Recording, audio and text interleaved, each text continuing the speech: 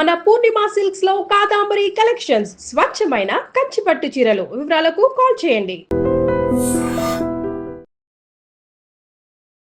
Welcome to iDream. ఈ రోజు మనతో పాటు పల్మనాలజిస్ట్ ప్రదీప్ సింహ గారు ఉన్నారు. మాట్లాడదాం. నమస్తే సార్. నమస్తే.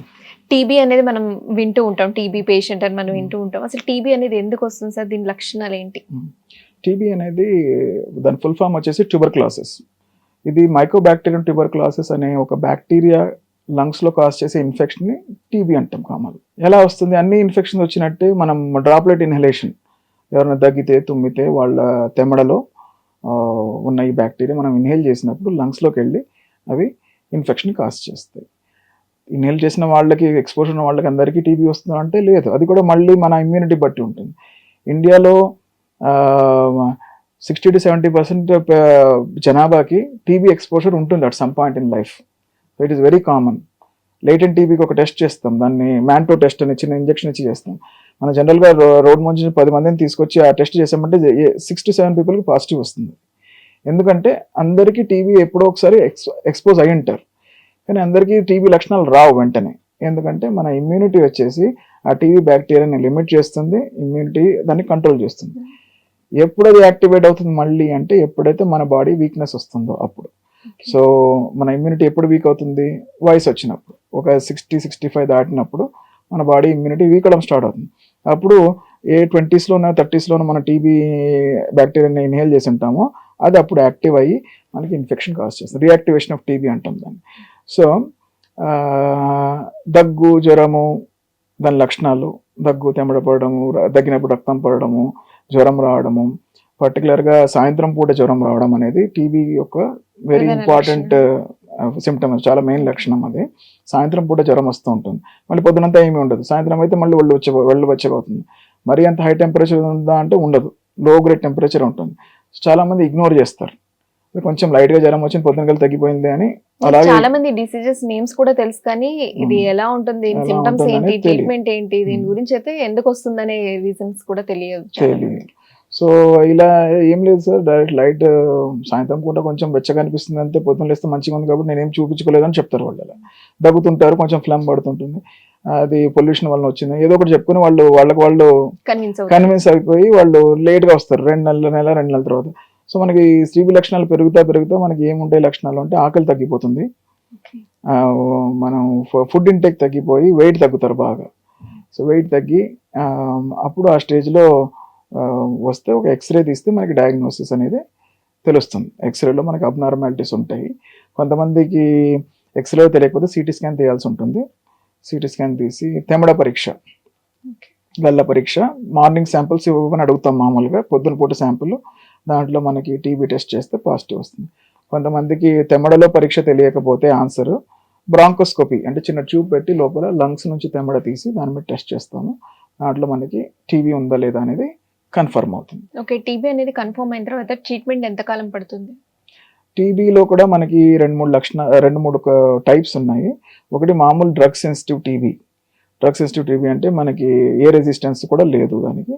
అది మనకి జీన్ ఎక్స్పర్ట్ అనే ఒక టెస్ట్ చేస్తే తెమ్మడం అనేది తెలుస్తుంది, సెన్సిటివ్ టీబీ అని, రెసిస్టెంట్ టీబీ. సెన్సిటివ్ టీబీ అయితే 6 నెలల ట్రీట్మెంట్తో తగ్గిపోతుంది.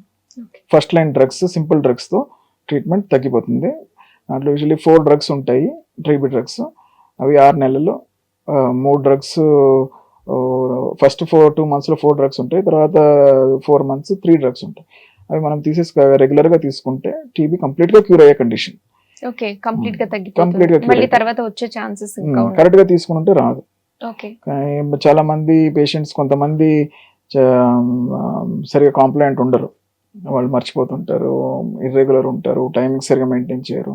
అలాంటి వాళ్ళల్లో మనకి డ్రగ్ రెసిస్టెన్స్ వచ్చేది, టీబీ రికవర్ అయ్యే రిస్క్ అనేది ఎక్కువ ఉంటుంది. ఓకే, అసలు టీబీ రాకుండా మనం ఎలాంటి జాగ్రత్తలు తీసుకోవాలి? టీబీ వచ్చి తగ్గిపోయిన వాళ్ళు, టీబీ ఉన్న వాళ్ళు ఎలాంటి జాగ్రత్తలు తీసుకోవాలి సార్?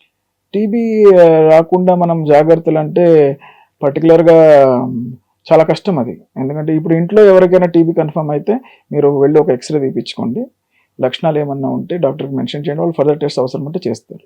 మినిమం ఒక ఎక్స్రే అయితే తీపించుకోవాలి. ఎక్స్రే నార్మాలిటీ ఉంటే ఫర్దర్ టెస్ట్లు చేసి దాన్ని టీబీ కన్ఫర్మ్ చేసుకోవచ్చు. అన్ఎక్స్ప్లెయిన్డ్ వెయిట్ లాస్ ఉంటే కూడా ఒక ఎక్స్రే తీపించుకుని డాక్టర్ని కన్సల్ట్ చేయాల్సి ఉంటుంది. క్లోజ్ మీకు తెలియదు ఎవరైనా టీబీ ఉంది అని తెలుసుంటే వాళ్ళ దగ్గర దూరంగా ఉండాలి అంతే. వాళ్ళు మాస్క్ వేసుకుని ఉండాలి 2 weeks. వీళ్ళు కూడా దూరంగా ఉండాలి. యూజువలీ ఒక పేషెంట్ టీబీ ట్రీట్మెంట్ స్టార్ట్ చేసిన 2 వారాలకి వాళ్ళు they become non infective to others. Okay 2 వారాలు వాళ్ళు వాడిన తర్వాత మనం తెమడ పరీక్ష చేసి దాంట్లో బ్యాక్టీరియం లేదు అని కన్ఫర్మ్ చేసుకున్న తర్వాత వాళ్ళు ఇంకా ఆఫీసులకు వెళ్ళొచ్చు, ఇంకా అందరితో కలవచ్చు. Okay full 6 months isolation 2 weeks isolation ఉండాలి కన్ఫర్మ్ అయితే. ఓకే ఇంకా జనరల్ గా ప్రికాషన్స్ మనం తీసుకోవడం కొంచెం కష్టమే, కానీ క్యాజువల్ కాంటాక్ట్ తో టీబీ రాదు. క్లోజ్ కాంటాక్ట్ ఒకే ఇంట్లో ఒకే రూఫ్ కింద ఉన్న వాళ్ళకే స్ప్రెడ్ అయ్యే రిస్క్ ఎక్కువ ఉంటుంది. ఓకే ఇది ఎక్కువగా ఏ ఏజ్ వాళ్ళకి వచ్చే అవకాశాలు ఎక్కువ ఉంటాయి? ఏ ఏజ్ లో వాళ్ళకైనా రావచ్చు. చిన్న పిల్లల నుంచి ముసలి వాళ్ళ దాకా ఎవరికైనా రావచ్చు. ఎవరు కొంచెం ఎవరికైతే ఇమ్యూనిటీ తక్కువ ఉంటుందో, వీక్ ఉంటారో, అండర్ వెయిట్ ఉంటారో, 1 or other హెల్త్ కండిషన్స్ ఉంటాయో, ఏజ్ ఎక్కువ ఉంటుందో వాళ్ళకి వచ్చే రిస్క్ ఎక్కువ, కానీ ఏజ్ లోనైనా టీబీ రావచ్చు. ఓకే సార్, ఫైనల్ గా లంగ్స్ మనం కాపాడుకోవాలి ఆరోగ్యంగా అంటే మనం ఎలాంటి టిప్స్ పాటించాలి? సో లంగ్స్ హెల్తీగా పెట్టుకోవాలంటే ఏరోబిక్ ఎక్సర్సైజ్ చేయండి, లంగ్ కెపాసిటీస్ పెరుగుతాయి. ఏరోబిక్ ఎక్సర్సైజ్ అంటే brisk walking, those who can do treadmill చేసే వాళ్ళు ఫిట్ ఉంటే, లేదా సింపుల్ అందరికీ అన్ని వయసులకి యూనిక్ ఎక్సర్సైజ్, 1 single ఎక్సర్సైజ్ అంటే వాకింగ్. బ్రిస్క్ వాకింగ్తో ఎవరికి హార్మ్ ఉండదు. సో బ్రిస్క్ వాకింగ్ చేస్తే మనకి బ్రీదింగ్ ఎక్సర్సైజ్ అని అడుగుతుంటారు, కానీ brisk walking is an exercise for your lungs. అది హెల్త్ కోసం ఫుడ్ ఏది తీసుకోవాలి? ఫుడ్ గురించి వచ్చేస్తే high protein intake is good. Sugars, carbs, ఎక్కువ ప్రాసెస్డ్ ఫుడ్ తీసుకోవడం వల్ల లంగ్స్ కనే కాదు బాడీకి ఇన్ జనరల్గా మెటబాలిజం అంతా చెడిపోతుంది. కాబట్టి హై ప్రోటీన్ ఇంటేక్.